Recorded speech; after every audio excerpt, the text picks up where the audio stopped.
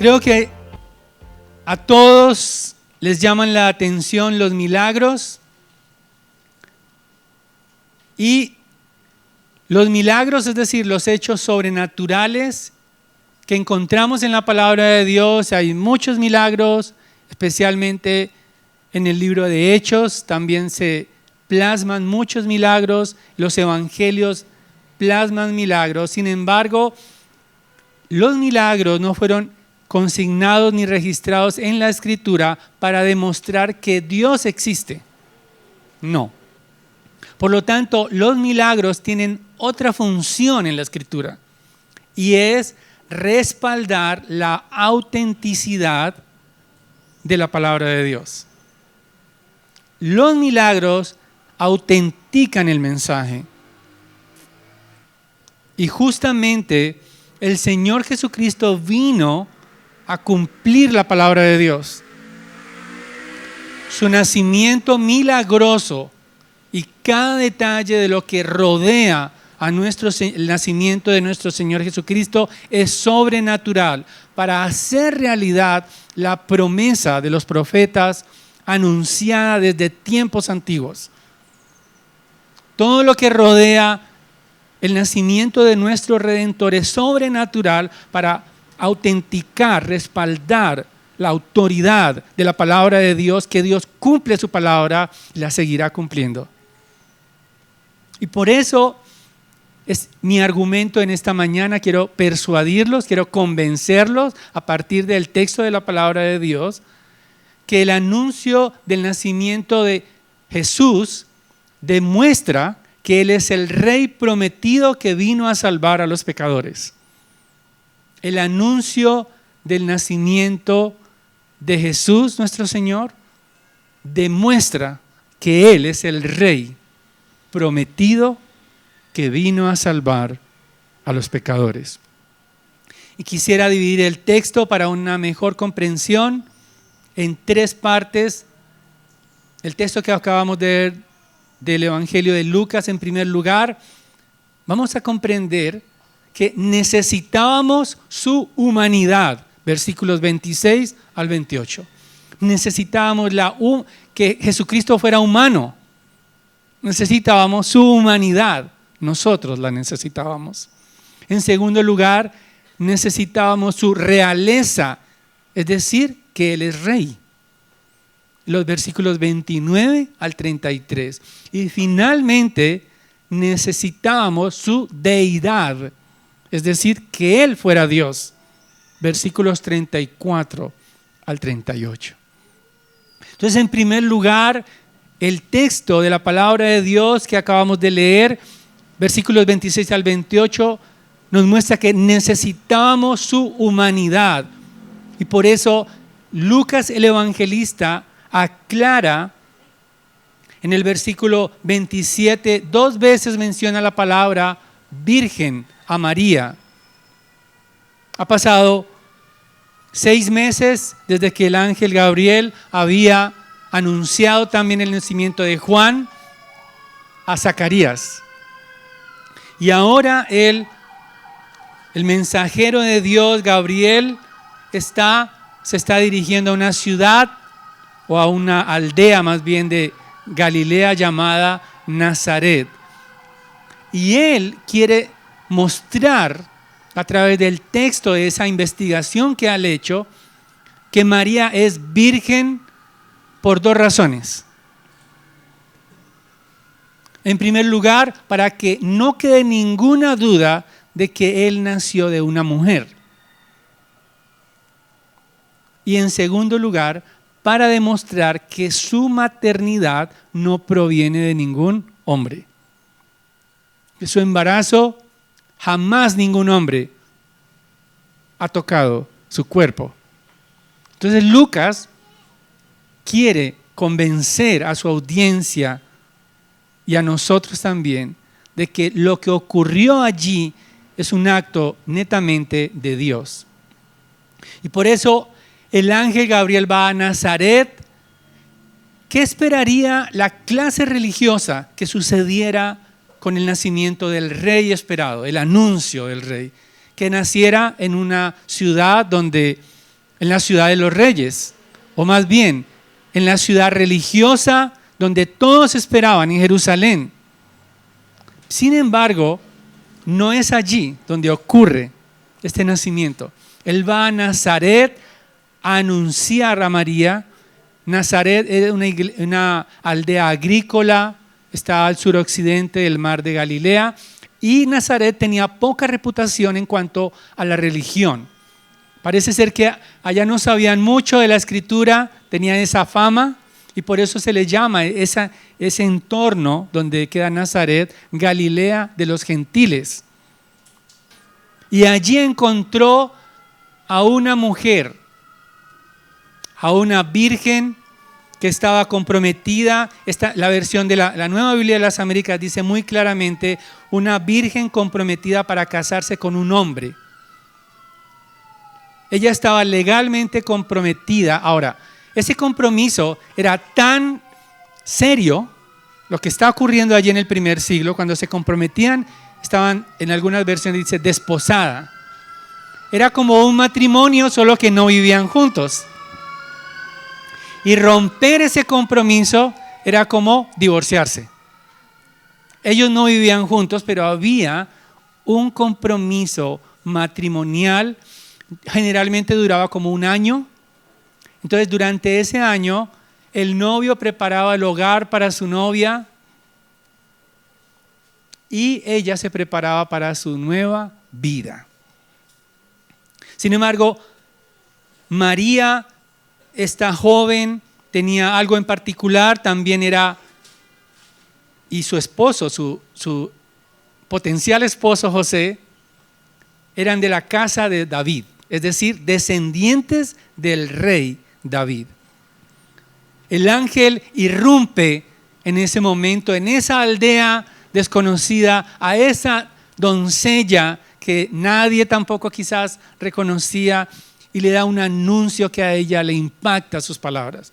Le dice: salve, muy favorecida, el Señor está contigo. Ella es receptora de la gracia de Dios. Ahora, es muy importante entender que la expresión que hace Gabriel, muy favorecida, el Señor está contigo, no significa que ella es dispensadora de gracia, sino que ella es receptora de la gracia de Dios. Eso es muy importante. Ella fue escogida por Dios. Ella es destinataria de la gracia de Dios.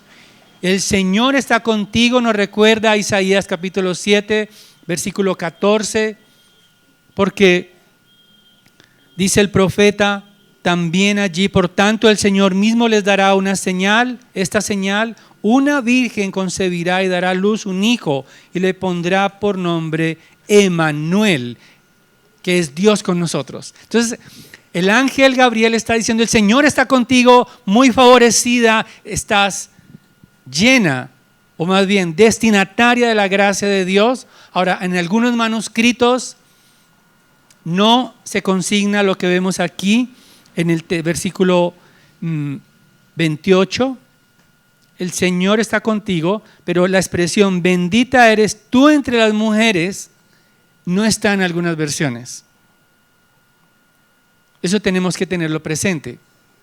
Ahora, ¿por qué necesitamos que Jesús sea un ser humano como nosotros, nacido de mujer? Porque Él se identifica con nosotros pecadores. No necesitábamos un ángel, necesitábamos un ser humano, un salvador humano, para que pudiera ser nuestro sustituto, para que su vida perfecta en esta tierra, sometido a sus padres, nacimiento como un bebé, como cantábamos, fuera nuestro sustituto. Necesitábamos que nos sustituyera no solamente en vida, sino que muriera nuestra muerte. Por lo tanto, la humanidad de nuestro Señor Jesucristo, venir de una mujer, nacer, es un acto de gracia. Él no necesitaba venir a este mundo a morir, nuestro Señor Jesucristo. Él gozaba de la gloria de Dios junto al Padre. Desde siempre y para siempre, Jesucristo tenía comunión con el Padre. Por lo tanto, su existencia no comenzó hace 2000 años, sino su encarnación. Él no necesitaba de nosotros, pero nosotros sí lo necesitamos a Él. Y por eso Él se identificó con nosotros desde su nacimiento, desde ese anuncio, por medio de la gracia extendida a esta doncella. Hermanos y amigos, la gracia de Dios que vino a María es la misma gracia que nosotros hemos recibido. La expresión que vemos allí en el texto, muy favorecida. Algunos estudiosos la asocian con las palabras que vemos en Efesios capítulo 1, versículo 4, dice, porque Dios nos escogió en Cristo antes de la fundación del mundo para que fuéramos santos y sin mancha delante de Él en amor. Nos predestinó para adopción como hijos, para sí, mediante Jesucristo, conforme a la buena intención de su voluntad, para alabanza de la gloria de su gracia, que gratuitamente ha impartido para nosotros en Él, amado. En Él tenemos redención mediante su sangre, el perdón de nuestros pecados, según la riqueza de su gracia. Nosotros recibimos gracia inmerecida cuando Jesucristo vino a este mundo como un ser humano. Necesitábamos su humanidad para que se identificara plenamente con nosotros y fuera nuestro sustituto en vida y en la muerte. Pero no solamente necesitábamos la humanidad, que Jesús fuera un ser humano, sino que también necesitábamos su realeza, porque Jesucristo es un rey a quien le pertenece el trono eterno. Necesitábamos su realeza, versículos 29 al 33. Hay una actitud de María diferente a Zacarías, porque cuando, si recordábamos la semana anterior, leíamos en la palabra de Dios cómo Zacarías dudó del ángel, de las palabras del ángel. Por eso quedó mudo, sordo y mudo. Pero María exclama, dice que se turbó por las palabras del ángel. Se preguntaba qué clase de saludo era este. Ella se sentía tan indigna de ese anuncio, que la gracia de Dios estaba sobre ella, que los ojos de Dios estaban sobre ella, en esa aldea perdida, fuera de la clase religiosa. Ella se sintió y se preguntaba quizás, ese anuncio quizás debe ser para otra, pero no. El ángel le dice, no temas María, porque has hallado gracia delante de Dios. La respuesta de Gabriel es tranquilizadora, porque no tenía nada que temer. Ella estaba bajo el cuidado de Dios.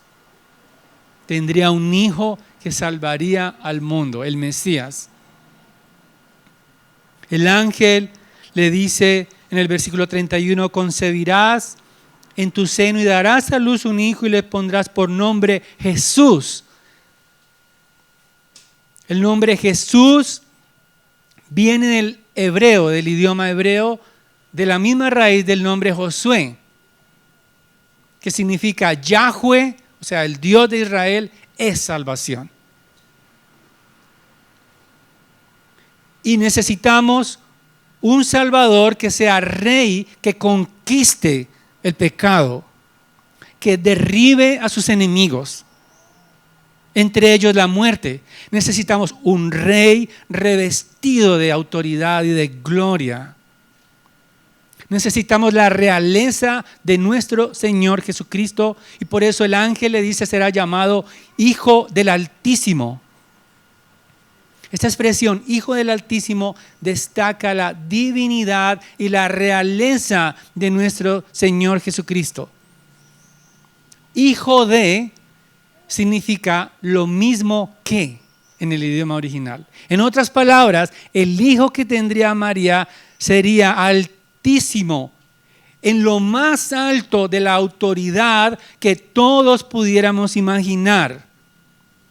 Hijo del Altísimo significa que está por encima de toda autoridad humana de los cielos en la tierra. Está por encima de los ángeles, de los arcángeles, de todos los seres celestiales. Él está en lo alto. Él es el Altísimo. Él es el digno de toda gloria, alabanza, honor, porque toda rodilla se doblará delante de Él. Y por eso, cuando Jesucristo resucita en Mateo 28, Él dice: toda autoridad me ha sido dada en los cielos y en la tierra, porque Él es el Hijo del Altísimo que ha derribado a sus enemigos, entre ellos la muerte. Y nos ha invitado a nosotros a ser parte de su reino. Él es Hijo del Altísimo y nos habla de su realeza, de su grandeza. Pero lo más extraordinario que vemos en este texto no es solamente su grandeza, sino cómo, siendo igual al Altísimo, vino a morir por nosotros. Vino a nacer en un pesebre y no había lugar para ellos en el mesón. Tuvo que nacer entre animales y bestias. Hoy se ve todo muy romántico, los pesebres. Hay personas que coleccionan pesebres de todos los materiales. Se ven muy lindos. La mula y el buey se ven muy aseados. Pero no era así el contexto de nuestro Señor. Olía mal donde Él nació. Y en su grandeza vino por nosotros a morir. Él recibe el trono de David.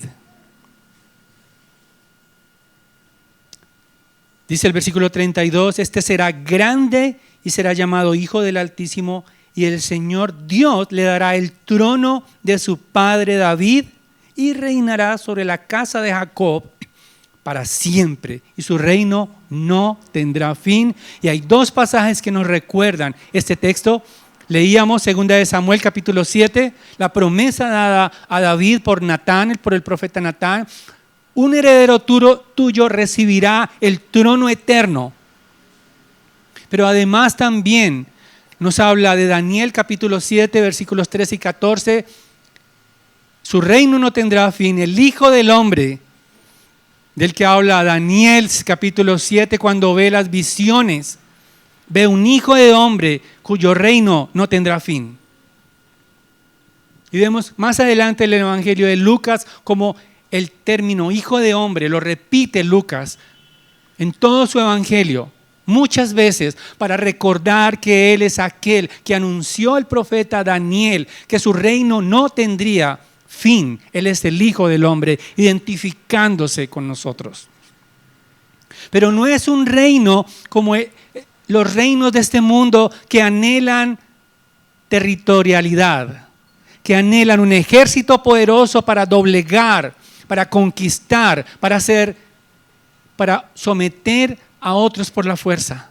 Los reyes de la antigüedad adquirían su reino, expandían su reino por la fuerza, doblegando a sus enemigos, llevando cautivos a aquellos que vencían en la guerra, se los llevaban cautivos como esclavos. Así expandían los tentáculos de su reino. Pero el reino de Dios, dice Romanos capítulo 14, versículo 17, es un reino de justicia, es un reino de paz, es un reino de gozo en el Espíritu Santo. Y ese reino ya vino y reina el Rey entre nosotros, porque gozamos de su justicia para siempre. Gozamos de la investidura de santidad que Él ha comprado para nosotros, para insertarnos en su reino, indiferentemente de los pecados pasados, de los pecados presentes y los pecados futuros. Él compró a precio de sangre nuestra liberación. Y no nos sometió por la fuerza a nosotros, no nos amenazó, sino que se ofreció para nosotros en la cruz. Abrió sus brazos traspasados para invitarnos a su reino. Él no nos somete como los reyes paganos de este mundo. No, Él nos conquista con su amor, nos conquista con su perdón, nos conquista con su gracia, nos conquista con su verdad, con sus palabras dulces. Nos conquista con el amor que derramó hasta la muerte por nosotros, y ese amor en el cual ni lo alto, ni lo profundo, ni lo ancho, nada podrá separarnos del amor de Dios. Necesitamos la realeza y la supremacía de Jesucristo sobre todo, porque Él tiene autoridad en los cielos y en la tierra. Necesitamos la supremacía y la realeza del Señor Jesucristo, porque esos reyes son solo una sombra del reino celestial. Necesitamos la realeza de Jesucristo porque no podemos vivir en la anarquía. Muchas personas sueñan con no tener jefe, con no tener a quién rendirle cuentas. Sueñan. Sin embargo, van a tener que rendirle cuentas a sus clientes si son muy independientes. Nadie puede vivir en la anarquía. Nadie puede depender de sí mismo porque será frustrado para siempre. No hay mayor tristeza que no tener rey.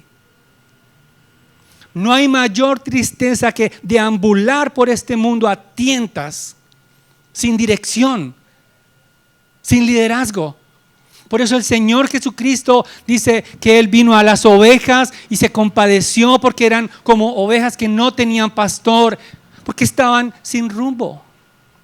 Él le dolió en su corazón ver al pueblo sin dirección, porque quienes los dirigían, los fariseos, los manipulaban y los sometían a la religiosidad y al legalismo. Por eso necesitamos un rey que cuide de nosotros.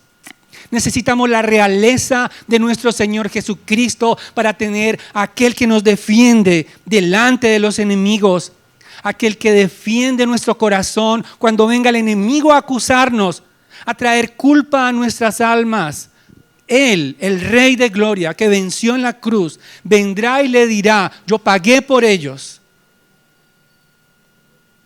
Y Él restaura a su pueblo. Necesitamos un rey, y ese rey ya vino. Necesitamos un rey que se haga responsable de nuestras vidas, que triunfe sobre la muerte. Un rey que garantice para siempre que estamos refugiados en su amor cuando estamos deprimidos. Cuando este mundo nos acosa, cuando este mundo implacable nos señala. Cuando este mundo nos oprime, necesitamos a ese rey que nos defienda. Él se hace responsable de todo aquel que rinde su alma a Él. Él saldrá en la defensa nuestra, no nosotros. No somos responsables de nuestra salvación. No somos responsables por hacer buenas obras para presentarlas a Él. No somos responsables por tener muy buenos ministerios. No somos responsables por tratar de pagarle a Dios, porque Él, el Rey glorioso, el Rey majestuoso, pagó por nosotros en la cruz. Y no hay nada que podamos presentar a Él. Él se presenta por nosotros. Es nuestro abogado. Pero no solamente necesitamos la realeza de nuestro Señor Jesucristo para hacerse cargo de nosotros, sino necesitamos un gobernante, una autoridad que permanezca para siempre, que produzca un gozo para siempre.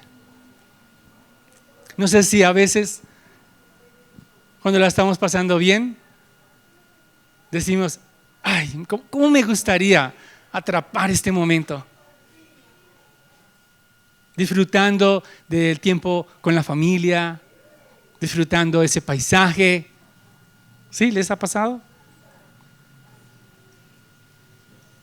Como la estamos pasando tan bien, estamos en tranquilidad, como que no hay enemigos, como que nadie está hablando mal de nosotros, como que todo el mundo nos saluda, como que hay gozo. Sentimos que todo como que florece, no se quema el arroz. Todo parece perfecto y queremos atrapar ese momento y tenerlo para nosotros, gozarnos para siempre, estar ahí. Necesitamos un rey que nos garantice ese gozo para siempre. Y Él ya vino. Él nos dará el gozo eterno de su gracia, su amor infinito. Jamás nos separará de Él. Jamás nos traicionará, jamás nos dirá hasta aquí llegamos. No, Él jamás se retractará de su amor hacia nosotros. Jamás nos dirá, ya no eres hijo mío, jamás, porque ha pagado el precio de su sangre. El Rey eterno, el Rey glorioso ya lo hizo por nosotros. Necesitamos un gozo estable, un gozo eterno, un gozo para siempre. Y Él nos pertenece para siempre. Pero no solamente necesitamos la humanidad de nuestro Señor Jesucristo, no solamente necesitamos su realeza, su autoridad, su gobierno supremo, su majestad, su señorío, su amor estable. Necesitamos su deidad. Versículos 34 al 38. Nuevamente volvamos al texto. María pregunta, ¿cómo será esto? Pues soy virgen. Ella jamás había estado con ningún hombre. Pero el ángel le dice, el Espíritu Santo vendrá sobre ti y el poder del Altísimo te cubrirá con su sombra. Por eso el niño que nacerá será llamado Hijo de Dios. En otras palabras, el ángel le dice, el hijo que tendrás es Dios con nosotros. Es Dios. No te preocupes. Como sucedió en la creación, cuando el Espíritu Santo se movía sobre las faz de las aguas, como ocurrió con la transfiguración más adelante, cuando la nube de gloria estaba sobre el Señor Jesucristo, como sucedió en la Shekinah en el Antiguo Testamento, la nube de gloria produciría vida eterna, vida en su vientre. El Espíritu Santo es creador, el mismo que creó, dicen los teólogos, ex nihilo, o sea, de la nada. El mismo Dios producirá la concepción en la matriz de María, para que sea llamado Hijo de Dios.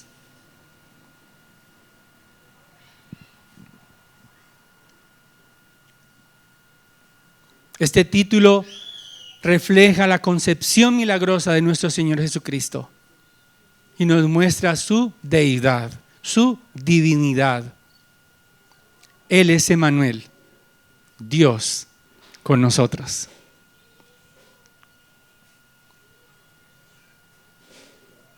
Es increíble para ella, y por eso el ángel con dulzura le dice, versículo 36, tu parienta Elizabeth en su vejez también ha concebido un hijo, y este es el 6º mes para ella, la que llamaban estéril, porque ninguna cosa será imposible para Dios. Nada es imposible para Dios. María necesitaba encontrar detalles, porque ella no había estado con ningún hombre, jamás. ¿Cómo será esto? Pues Dios lo hará, como lo hizo con Elizabeth y como lo hará contigo. Porque ninguna palabra se dejará de cumplir de la palabra de Dios. Toda palabra se cumplirá.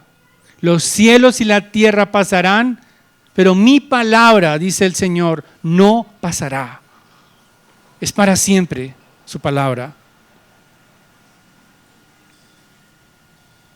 La actitud que vemos allí en María, en el versículo 38, contradice todo lo que ha pasado con ella. ¿Cómo la han elevado al nivel de una deidad? La religión tradicional, llevándola a la idolatría. Ella responde, María dijo, aquí tienes a la sierva del Señor. Hágase conmigo conforme a tu palabra. Y el ángel se fue de su presencia. Más adelante en el versículo 46, ella responde con una canción llamada el Magnificat. Dice, mi alma engrandece al Señor y mi espíritu se regocija en Dios mi Salvador. Él es el Salvador de María.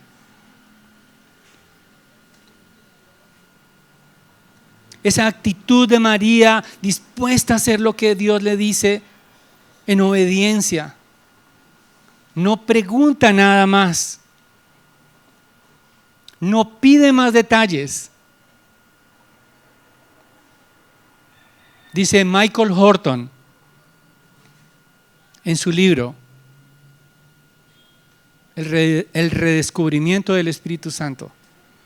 Dice, solo el Espíritu Santo puede producir esta disposición para creer y obedecer a Dios. Solo el Espíritu Santo puede doblegar el alma humana para que se rinda como un siervo.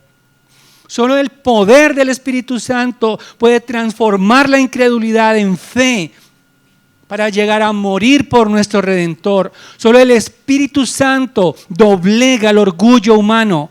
Solo el Espíritu Santo puede dar vida, no solamente en el vientre de María, sino en el corazón de aquellos que están muertos en sus delitos y pecados, para que revivan, para que sus ojos abran al amor de nuestro Señor Jesucristo y puedan tener gozo inefable para siempre con el Rey. Para que a pesar de las circunstancias, a pesar del dolor, a pesar de la aflicción, a pesar del rechazo, a pesar de la incertidumbre, podamos gozarnos. Solo el Espíritu Santo puede impartir gozo, paz, paciencia, benignidad, fe, mansedumbre. Solo el Espíritu puede dar vida a un corazón muerto. Jesús es Dios. Necesitamos la deidad de Jesucristo porque solo Dios es santo, santo, santo. Ningún hombre podía morir por nuestros pecados porque no hay justo ni aun uno sobre la tierra. Porque la paga del pecado es muerte. Por eso necesitábamos a Emmanuel, Dios con nosotros, porque Él es santo y perfecto. Solo Él pudo decir todo está consumado porque el santo Hijo de Dios, el perfecto Hijo de Dios, solo Él podía salvarnos. Solo Él pudo pagar el precio. Solo las perfecciones de Emmanuel pudieron librarnos del pecado. Por eso necesitábamos su deidad.